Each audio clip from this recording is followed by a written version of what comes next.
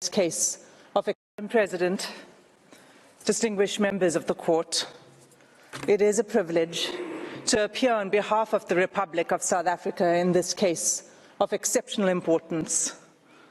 It's a case that underscores the very essence of our shared humanity as expressed in the preamble to the Genocide Convention. It's my task to address the Court on the genocidal acts that have led to this urgent request for provisional measures under Article 41 of the Statute of the Court. South Africa contends that Israel has transgressed Article 2 of the Convention by committing actions that fall within the definition of genocide. The actions show a systematic pattern of conduct from which genocide can be inferred. Allow me to place these acts in context. Gaza is one of the two constituent territories of the occupied Palestinian territories, occupied by Israel since 1967. It is a narrow strip of approximately 365 square kilometers, as depicted in the map now displayed. Israel continues to exercise control over the space, territorial waters, land crossings, water, electricity, electromagnetic sphere, and civilian infrastructure in Gaza, as well as over key governmental functions. As the Honourable Minister has said, entry and exit by air and sea to Gaza is prohibited, with Israel operating the only two crossing points. Gaza, which is one of the most densely populated places in the world, is home to approximately 2.3 million Palestinians, almost half of them children. For the past 96 days, Israel has subjected Gaza to what has been described as one of the heaviest conventional bombing campaigns in the history of modern warfare. Palestinians in Gaza are being killed by Israeli weaponry and bombs from air, land, and sea. They are also at immediate risk of death by starvation, dehydration, and disease as a result of the ongoing siege by Israel, the destruction of Palestinian towns, the insufficient aid being allowed through to the Palestinian population, and the impossibility of distributing this limited aid while bombs fall. This conduct renders essentials to life unobtainable.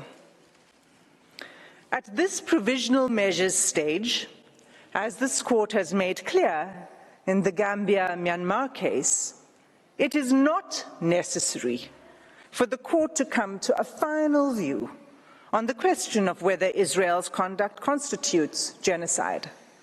It is necessary to establish only whether at least some of the acts alleged are capable of falling within the provisions of the Convention. On analyzing the specific and ongoing genocidal acts complained of, it is clear that at least some, if not all of these acts, fall within the Convention's provisions. These acts are documented in detail in South Africa's application and confirmed by reliable, often UN sources. It's thus unnecessary and impossible for me to recount all of them. I will highlight only some in order to illustrate the pattern of genocidal conduct. The UN statistics that are relied upon are up to date as of 9 January 2024. In South Africa's oral submissions, we will illustrate the facts that we rely on with limited use of audiovisual material. Madam President, we do so with restraint and only where necessary, and always with respect to the Palestinian people. Against this background, I move now to demonstrate, in turn, how Israel's conduct violates Articles 2A, 2B, 2C, and 2D of the Convention. The first genocidal act committed by Israel is the mass killing of Palestinians in Gaza, in violation of Article 2A of the Genocide Convention. As the UN Secretary-General explained 5 weeks ago, the level of Israel's killing is so extensive that nowhere is safe in Gaza. As I stand before you today, 23,210 Palestinians have been killed by Israeli forces during the sustained attacks over the last 3 months. At least 70% of whom are believed to be women and children. Some 7,000 Palestinians are still missing, presumed dead under the rubble.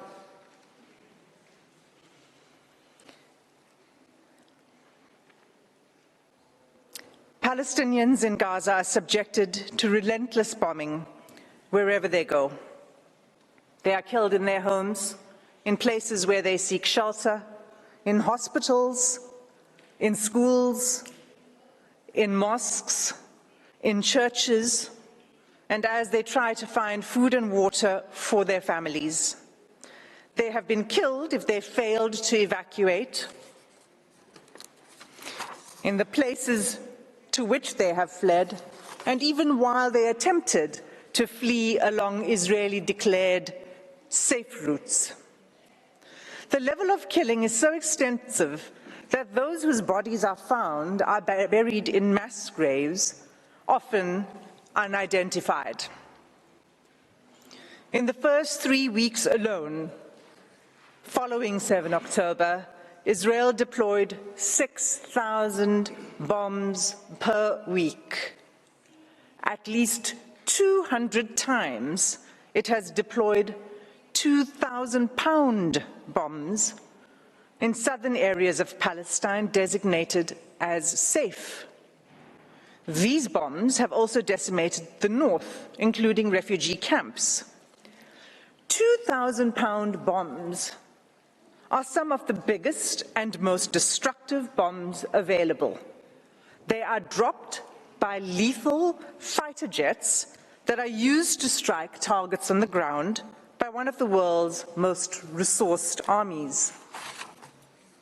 Israel has killed an unparalleled and unprecedented number of civilians, with the full knowledge of how many civilian lives each bomb will take. More than 1,800 families, Palestinian families in Gaza, have lost multiple family members, and hundreds of multi-generational families have been wiped out, with no remaining survivors. Mothers, fathers, children, siblings, grandparents, aunts, cousins, often all killed together. This killing is nothing short of destruction of Palestinian life. It is inflicted deliberately. No one is spared, not even newborn babies.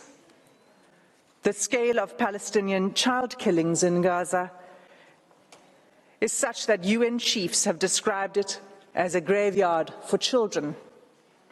The devastation, we submit, is intended to and has laid waste to Gaza beyond any acceptable legal, let alone humane, justification. The second genocidal act identified in South Africa's application is Israel's infliction of serious bodily or mental harm to Palestinians in Gaza in violation of Article 2B of the Genocide Convention. Israel's attacks have left close to 60,000 Palestinians wounded and maimed. Again, the majority of them women and children. This in circumstances where the healthcare system has all but collapsed. I'll return to this later in my speech. Large numbers of Palestinian civilians, including children, are arrested, blindfolded, forced to undress, and loaded onto trucks, taken to unknown locations. The suffering of the Palestinian people, physical and mental, is undeniable. Turning to the third genocidal act under Article 2C. Israel has deliberately imposed conditions on Gaza that cannot sustain life and are calculated to bring about its physical destruction. Israel achieves this in at least 4 ways. First, by displacement. Israel has forced the displacement of about 85% of Palestinians in Gaza. There is nowhere safe for them to flee to. Those who cannot leave or refuse to be displaced have either been killed or at extreme risk of being killed in their homes. Many Palestinians have been displaced multiple times as families are forced to move repeatedly in search of safety. Israel's first evacuation order on 13 October required the evacuation of over 1 million people, including children, the elderly, the wounded, and infirm. Entire hospitals were required to evacuate, even newborn babies in intensive care. The order required them to evacuate the north to the south within 24 hours. The order itself was genocidal. It required immediate movement, taking only what could be carried, while no humanitarian assistance was permitted, and fuel, water, and food, and other necessities of life had deliberately been cut off. It was clearly calculated to bring about the destruction of the population. For many Palestinians, the forced evacuation from their homes is inevitably permanent. Israel has now damaged or destroyed an estimated 355,000 Palestinian homes, leaving at least 500,000 Palestinians with no home to return to. The Special Rapporteur on the Human Rights of Internally Displaced Persons explains that houses and infrastructure, I quote, have been razed to the ground, frustrating any realistic prospects for displaced Gazans to return home, repeating a long history of mass forced displacement of Palestinians by Israel. There is no indication at all that Israel accepts responsibility for rebuilding what it has destroyed. Instead, the destruction is celebrated by the Israeli army. Soldiers film themselves joyfully detonating entire apartment blocks and town squares, erecting the Israeli flag over the wreckage, seeking to re-establish Israeli settlements on the rubble of Palestinian homes, and thus extinguishing the very basis of Palestinian life in Gaza. Second, together with the forced displacement, Israel's conduct has been deliberately calculated to cause widespread hunger, dehydration, and starvation. Israel's campaign has pushed Gazans to the brink of famine. An unprecedented 93% of the population in Gaza is facing crisis levels of hunger. Of all the people in the world currently suffering catastrophic hunger, more than 80% are in Gaza. The situation is such that the experts are now predicting that more Palestinians in Gaza may die from starvation and disease than airstrikes. And yet Israel continues to impede the effective delivery of humanitarian assistance to Palestinians, not only refusing to allow sufficient aid in, but removing the ability to distribute it through constant bombardment and obstruction. Just 3 days ago, on 8 January, a planned mission by UN agencies to deliver urgent medical supplies and vital fuel to a hospital and medical supply center was denied by Israeli authorities. This marked the 5th denial of a mission to the center since 26 December, leaving 5 hospitals in northern Gaza without access to life-saving medical supplies and equipment. Aid trucks that are allowed in are seized upon by the hungry. What is provided is simply not enough.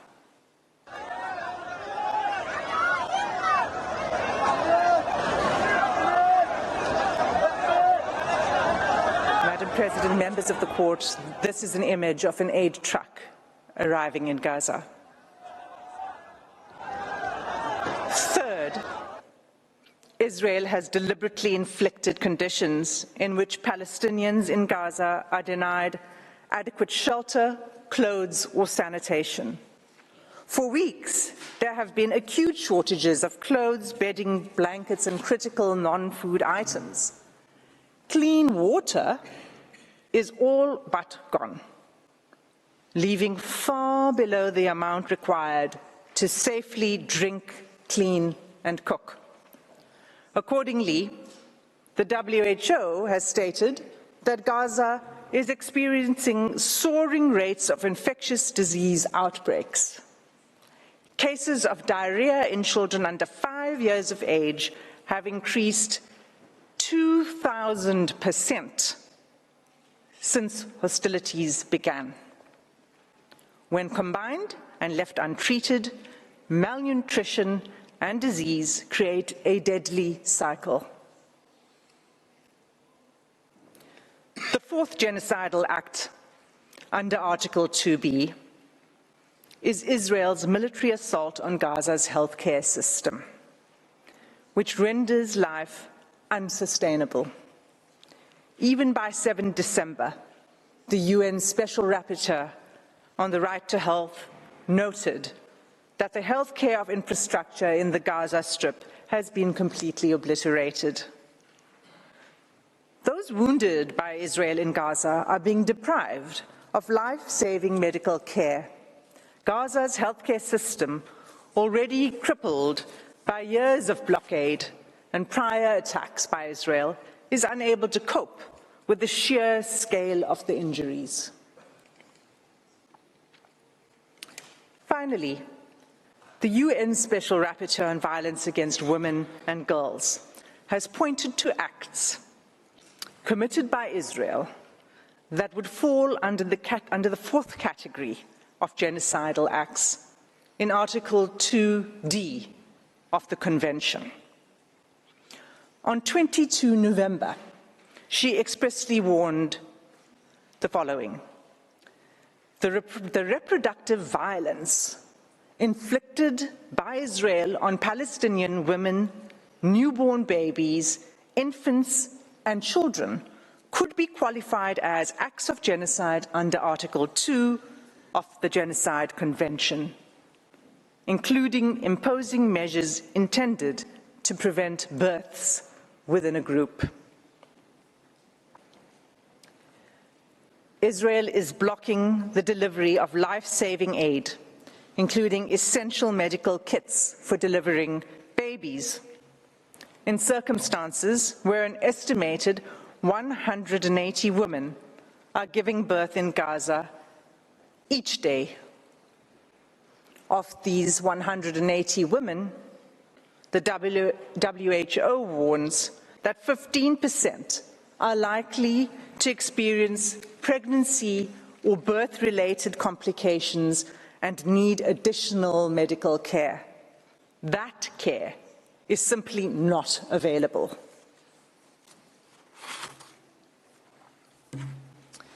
In sum, Madam President, all of these acts, individually and collectively, form a calculated pattern of conduct by Israel, indicating a genocidal intent. This intent is evident from Israel's conduct in specially targeting Palestinians living in Gaza, using weaponry that causes large-scale homicidal destruction, as well as targeted sniping of civilians, designating safe zones for Palestinians to seek refuge, and then bombing these, depriving Palestinians in Gaza of basic needs: food, water, healthcare, fuel, sanitation, and communications, destroying social infrastructure, homes, schools, mosques, churches, hospitals, and killing, seriously injuring, and leaving large numbers of children orphaned. Genocides are never declared in advance, but this court has the benefit of the past 13 weeks of evidence that shows incontrovertibly a pattern of conduct and related intention that justifies a plausible claim of genocidal acts. In the Gambia-Myanmar case, this court did not hesitate to impose provisional measures in relation to allegations that Myanmar was committing genocidal acts against the Rohingya within the Rakhine state. The facts before the court today are sadly even more stark, and like the Gambia-Myanmar case, deserve and demand this court's intervention. Every day, there is mounting irreparable loss of life, property, dignity, and humanity for the Palestinian people. Our news feeds show graphic images of suffering that has become unbearable to watch. Nothing will stop the suffering except an order from this court. Without an indication of provisional measures, the atrocities will continue, with the Israeli Defense Force indicating that it intends pursuing this course of action for at least a year. In the words of the UN Under-Secretary General on 5 January 2024, I quote, "You think getting aid into Gaza is easy? Think again. 3 layers of inspections before trucks can even enter. Confusion and long queues, a growing list of rejected items, a crossing point meant for pedestrians, not trucks, another crossing point where trucks have been blocked by desperate, hungry communities, a destroyed commercial sector, constant bombardments, poor communications, damaged roads, convoys shot at, delays at checkpoints, a traumatized and exhausted population crammed into a smaller and smaller sliver of land, shelters which have long exceeded their full capacity, aid workers themselves displaced, killed. This is an impossible situation for the people of Gaza and for those trying to help them. The fighting must stop." Close quote. Madam President, members of the court, that concludes my section on the genocidal conduct of Israel. I thank you for your patient attention, and I ask that you call Advocate Mukatobi to the podium